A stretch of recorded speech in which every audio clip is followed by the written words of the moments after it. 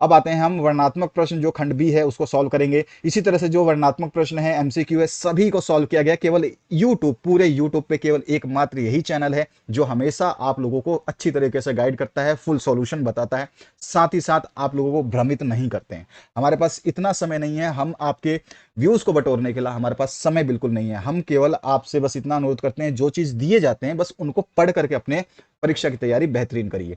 पहला जो यहाँ पे प्रश्न पूछा गया है, यहाँ पे आपको जब भी प्रश्न सॉल्व करेंगे तो निर्देश जरूर पढ़ें, क्योंकि इस निर्देश में बहुत चीजें जो है लिखी रहती हैं, और आप जो है अगर निर्देश नहीं पढ़ते हो तो निर्देश की वजह से क्या होता है कि आप कुछ भी गलत करके आ जाते हो सकता है एक ही प्रश्न करना हो तो आप दो करके आ जाओ, तो गलत हो जाता है ये मामला, आपका टाइम भी वेस्ट होता है।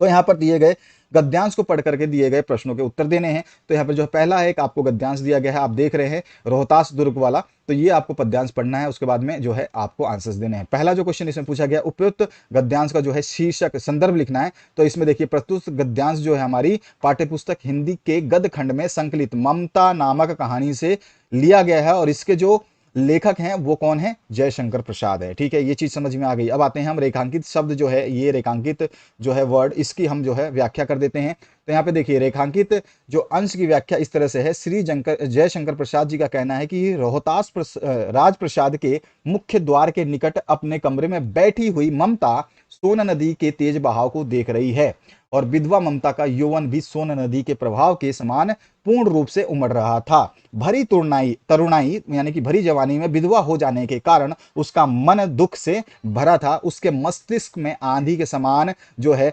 तीव्र गति से अपने भावी जीवन की चिंता, यानी आने वाले जीवन की चिंता जो है, चिंता से संबंधित अनेक प्रकार के विचार जो है उत्पन्न हो रहे थे। उसकी आंखों से दुख के आंसू निरंतर बह रहे थे, और राजप्रसाद की समस्त सुख सुविधाएं उसे कांटे की भांति कष्ट पहुंचा रही थी। कोमल बिस्तरों पर शयन भी, यानी कि कोमल बिस्तरों पे सोना भी उसे कांटों की शैया के समान प्रतीत हो रहा था। तो ये हो जाएगा हमारा इसका आंसर, जो हमें अंडरलाइन वर्ड दिया गया है। आते हैं अगले प्रश्न पे। उपयुक्त गद्यांश के अनुसार हिंदू विधवा की स्थिति कैसी है? तो यहाँ पे हमारा आ जाएगा, सामाजिक परिस्थितियों के कारण आज भी हिंदू समाज में विधवा का जीवन जो है दुखी, उपेक्षित और अनाथ जैसा है, और इस कारण उसका जीवन उसके लिए भार स्वरूप हो जाता है। इसी कारण से हिंदू विधवा को तुच्छ निराश्रय प्राणी कहा गया है। तो इस तरह की स्थिति है उसकी। अथवा पाठ में जो है इसको देख लेते हैं। यहाँ पर भी आपको गद्यांश दिया गया है, इस गद्यांश को पढ़ना है,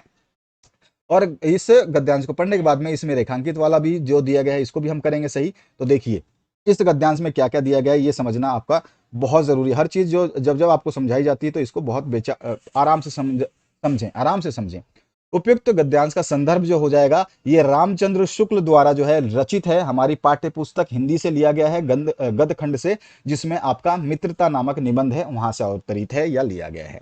इसके बाद में रेखांकित अंश की व्याख्या करेंगे। लेखक का कहना है, जब व्यक्ति घर की सीमाओं से बाहर निकलकर सामाजिक जीवन में प्रवेश करता है, उस समय उसका स्वभाव कच्ची मिट्टी के समान होता है, यानी कि हम उसको कैसा भी बना सकते हैं। मिट्टी की मूर्ति जब तक आग में नहीं तपाई जाती तब तक उसे इच्छा अनुसार रूप दिया जा सकता है। जब तप जाएगा तो उसके बाद तो हम उसको तोड़ेंगे ही, मतलब उसके बाद वो टूटेगा ही, उसको कोई और रूप नहीं बना सकते।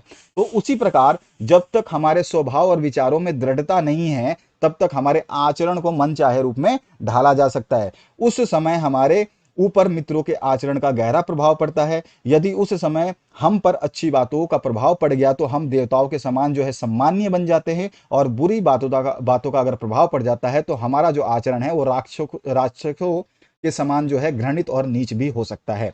इसके बाद आते हैं नेक्स्ट पार्ट में, हमें किन लोगों का साथ नहीं करना चाहिए। तो देखिए, लेखक के अनुसार दो तरह के लोगों का साथ नहीं करना चाहिए। ऐसे लोग जिनकी हर बात हमें बिना विरोध के माननी पड़ती है, यानी कि ऐसे लोग जिसका जो उसने बोल दिया वही हमने मान लिया, तो ऐसे लोगों की बात हमें जो है उसका, ऐसे लोगों का साथ नहीं करना चाहिए। साथ ही साथ ऐसे लोग जो हमारी बात को सदैव महत्व प्रदान करें, यानी कि हमने जो बोल दिया वही मान लें, यानी हमारे बातों में कमी ना निकाले या हमारी बात को ऊपर ही रखे, ऐसे लोगों के साथ भी हमें नहीं रहना चाहिए। तो ये दो तरह के लोग होते हैं। अगला जो पार्ट है इसमें आप गद्य है, गद्य मतलब कविता का पार्ट दिया गया है। इस कविता को पढ़ना है और उसके बाद में जो है प्रश्न पूछे गए हैं, रेखांकित पद की जो हमें व्याख्या भी करनी है। सबसे पहला क्वेश्चन, उपयुक्त पद्यांश का संदर्भ जो है हम लिख देंगे। ये हिंदी के खंड काव्य शीर्षक से जो है, खंड काव्य में पद शीर्षक से उद्धत है, जो सुरसागर नामक ग्रंथ से लिया गया है, और इसके रचयिता जो है सूरदास हैं। और रेखांकित अंश की अगर हम भाव की बात करें तो गोपियां उद्धव जी से कहती हैं कि कृष्ण के बिना हमारी सारी इंद्रियां जो है निष्क्रिय हो गई हैं और हमारी दशा बिना सिर के प्राणी जैसी हो गई हैं। ठीक है, हमारी कैसी होगी? बिना सिर के प्राणी जैसी हो गई है। हम कृष्ण के बिना मृत हो गई हैं। मृत मतलब मरे हुए के समान हो गई हैं। और जीवन के लक्षण के रूप में हमारी श्वास केवल इस आशा में चल रही है कि श्री कृष्ण मथुरा से अवश्य लौटेंगे और हमें उनके दर्शन प्राप्त होंगे। श्री कृष्ण के लौटने की आशा के सहारे तो हम करोड़ों वर्षों तक जीवित रह लेंगे। ये है उस लाइनों की जो है हम भाव को प्रकट कर रहे हैं। तो इस तरह से हम भाव लिखेंगे। उपयुक्त पंक्तियों की भाषा व छंद लिखनी है। तो भाषा जो है सरल है, सरस है और मधुर ब्रज है और साथ ही साथ इसमें छंद जो है गेय पद है। इसके बाद आते हैं नेक्स्ट क्वेश्चन पे, अथवा पाठ में। अथवा पाठ में फिर से आपको एक छोटा सा जो है कविते का मुखड़ा दिया है। इस कविते के मुखड़े को यानी कविता के मुखड़े को देखना है और यहाँ पे जो अंडरलाइन वर्ड है इसको हम जो है यहाँ पे भावार्थ लिखेंगे। तो यहाँ पे पहले उपयुक्त पंक्तियों का संदर्भ जो है तो हमारे को पता है कि ये तुलसीदास की कवितावली से वनगमन प्रसंग से जो है उद्धत किया गया है, ये वाली लाइन पूरी। साथ ही साथ जो है रेखांकित अंश की व्याख्या करें तो प्रस्तुत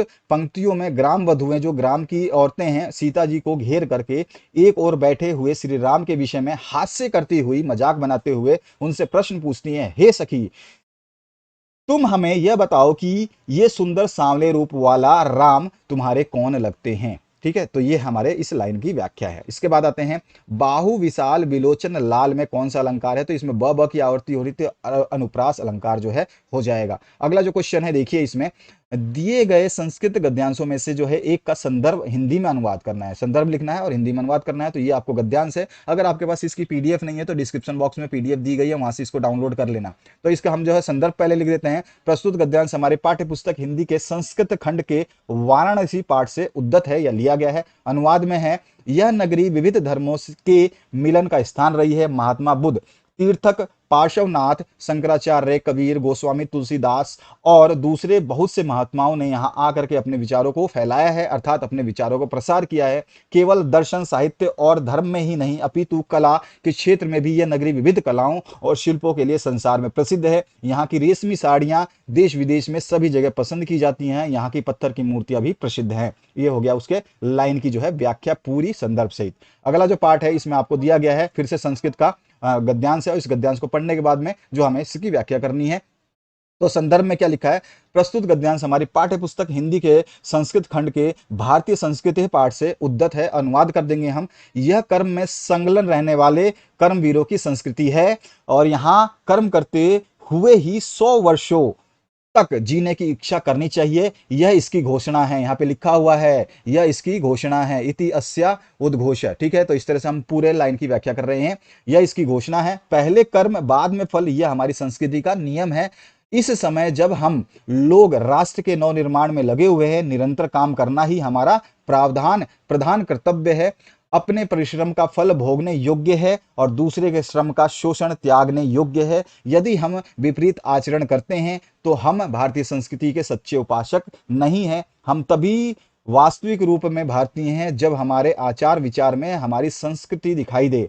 हम सब चाहते हैं कि संसार की उन्नति के लिए भारतीय संस्कृति का यह दिव्य संदेश संसार में सब जगह फैले। इस तरह से हम जो इसका अनुवाद कर देंगे बढ़िया तरीके से। अगला जो पार्ट है, आ जाइए नेक्स्ट पार्ट पे। नेक्स्ट पार्ट में आपसे क्या पूछा गया, देखिए दिए गए संस्कृत श्लोकों में से किसी एक श्लोक का संदर्भ सहित अनुवाद करना है। तो यहाँ पे जो कि श्लोक है छोटा सा 2 लाइनों का, सबसे पहले संदर्भ लिख देते हैं। प्रस्तुत श्लोक हमारी पाठ्य पुस्तक हिंदी के संस्कृत खंड के भारतीय संस्कृति नामक पाठ से लिया गया है। अनुवाद कर देते हैं, सब सुखी हो, सब रोग रहित हो, सब कल्याण को देखे अर्थात सभी का कल्याण हो, कोई भी दुखी ना हो अर्थात कोई भी दुख का भागी ना बने। इन जो 2 लाइनों का है हमने संदर्भ कर दिया, हिंदी में अनुवाद कर दिया। इसके अथवा पाठ में फिर से 2 लाइनें दी गई हैं, या तो आप वो करते या ये कर सकते हैं। इसमें संदर्भ में हम लिख देंगे, प्रस्तुत श्लोक हमारी पाठ्य पुस्तक हिंदी के संस्कृत खंड के वाराणसी पाठ से उद्धत है या लिया गया है। अनुवाद में हम कह देंगे, जहां पर मरना कल्याणकारी समझा जाता है, जहां शरीर पर भस्म धारण करना आभूषण कहलाता है, जहां पे कौपीन यानी लंगोटी ही रेशमी वस्त्र है,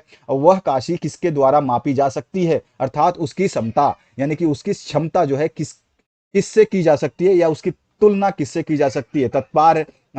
तो तात्पर्य यह है कि इसकी तुलना किसी से भी नहीं की जा सकती है। इसका हिंदी अनुवाद जो हमने कर दिया।